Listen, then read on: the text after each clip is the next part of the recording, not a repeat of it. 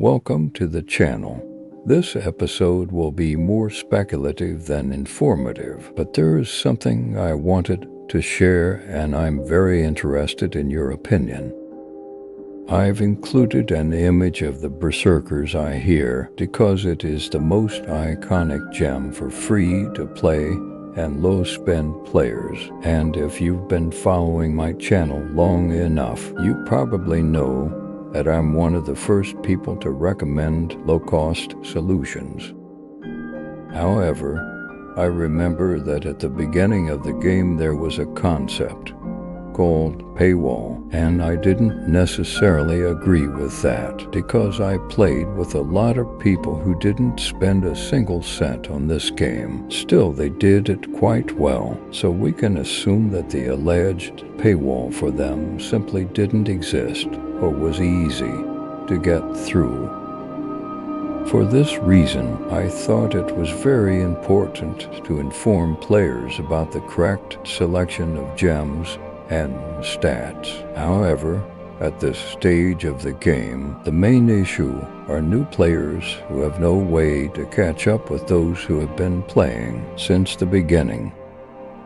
However, in my opinion, the more important thing is that the mechanics that have so far allowed to gain an advantage are slowly being eliminated from the game, and it may not be so obvious yet at this point, but from my observations, the so-called paywall is ahead of us.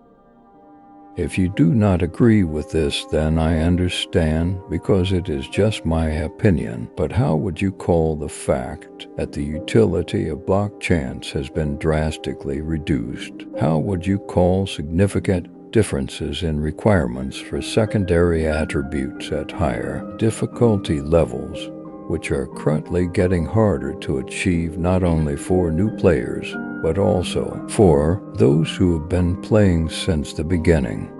And finally, how would you call the introduction of a cap for items combat rating? Are you sure if at higher difficulty levels the only way to achieve the required combat rating will be a need to use 5 stars gems at a high enough rank? So the fact of paywall mechanics implementation will make you to spend more money, or rather to leave a game.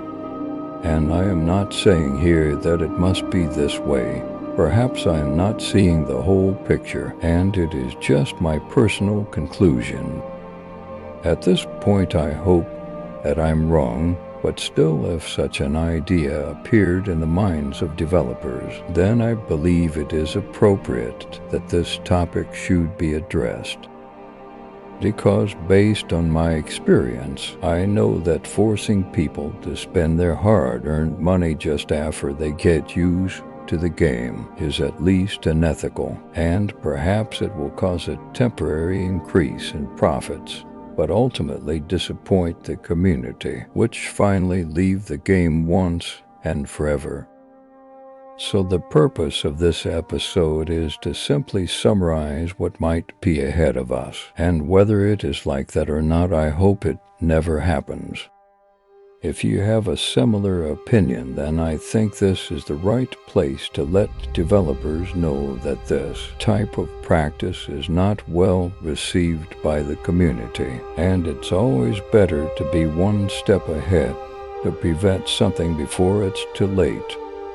And it's better to have 1 million active players who spend $10 a month than a few who spend much more. And it's also worth keeping players who play completely free, but they are a huge part of the community that keeps this game alive.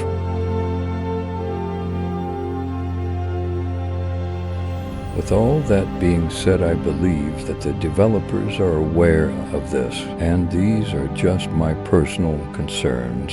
However, I would also like to know your opinion on this particular topic. I think there is quite a chance that such feedback will be received by them.